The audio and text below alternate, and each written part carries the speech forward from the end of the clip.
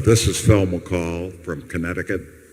I wondered if you could comment on a subject I don't think you like to talk about very much, which is intrinsic value and the evolution over the past 10 or 12 years of going to off and on, but giving us in investments and then giving us the operating income and suggesting that might be a good guide to us. I find it extremely helpful. I'm not sure other people do when looking out the 20 years you're talking about, looking ahead on both those two parts. Any comments you might have, I'd surely appreciate. Yeah, well, the intrinsic value of Berkshire, like any other business, is based on the future amount of cash that can be expected to be delivered by the business between now and Judgment Day, discounted back at the proper rate. Now, that's pretty nebulous.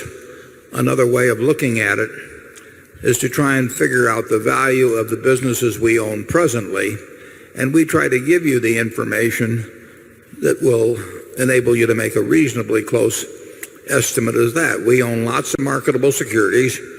It's probably safe to say that they are worth more or less what they are carried for. And then we own a number of operating businesses, and we try to give you the figures on those businesses that are the figures that we use in making our own judgments about the value of those businesses. Now that tells you what we have today and more or less what it's worth. But since Berkshire retains all of its earnings, it becomes very important to evaluate what will be done with those earnings over time. I mean, it is not only a question of what the present businesses are worth, it's a judgment on the efficiency or the effectiveness with which retained earnings will be used. If you had looked at the intrinsic value of Berkshire in 1965, we had a textile business that was probably worth about $12 a share. But that was not the only part of the equation, because we intended to use any cash generated to try and buy into better businesses than we had, and we were fortunate enough to be able to buy in the insurance business in 1967 and build on that. So it was not only a combination of the business we had, but the skill with which retained earnings would be used that determined what the present value actually should have been at Berkshire going back that far. It's the same situation today. We will put to work billions and billions of dollars this year, next year, the year after.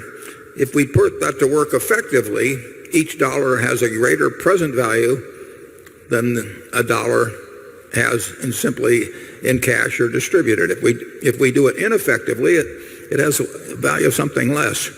The businesses today, we have whatever the figure is in the annual report, roughly $80,000 in marketable securities. If our insurance business breaks even, that $80,000 is free to us in terms of using it.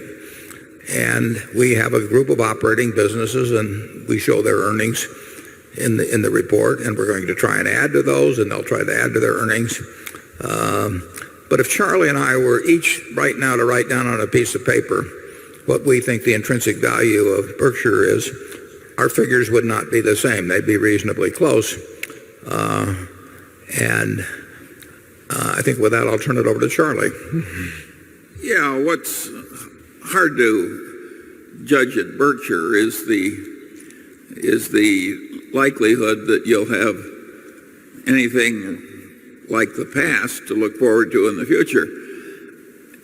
Berkshire has gotten very extreme in terms of investment results. In fact, it's gotten so extreme that it's hard to think of another similar precedent in the history of the world. And the balance sheet is gross considering the small beginnings of the place.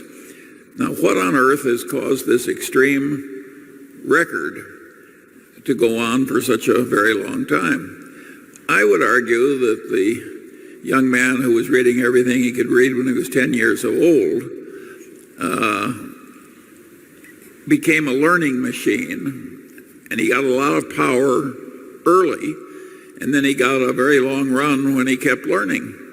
If Warren had Now, I've been learning all the while. I'm telling you, having watched the process closely, the record would be a pale shadow of what it is, and Warren has improved since he passed the retirement age of man.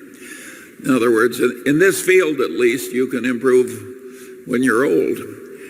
Now, most people don't even try and create that kind of a record. They pass power from one 65-year-old to one 59-year-old and then do it over and over again. But you get an enormous advantage from practice in this field. And so what happened accidentally in the case of Warren has helped you shareholders greatly because you had this long run with power extremely concentrated and with the man holding the power being a ferocious learner. Our system ought to be more copied than it is. This idea of passing the power from one old codger to another in a settled way is not necessarily the right system at all. We have a very strong culture now of rationality, of being owner-oriented that will go on long after I'm not around. And we have the talent on the operating side in place to do a lot of wonderful things over time. We will need in capital allocation to keep doing intelligent things. We won't get to do brilliant things because you don't get to do brilliant things with the kind of sums we're talking about. Maybe once in a blue moon something, you'll get a chance. But we will need somebody that never does it, basically doesn't do any dumb things and occasionally does something that's reasonably good. That can be done. And we're on that road already. It is not fitting into this organization as an investment officer or a capital allocator. You're getting in the right vehicle.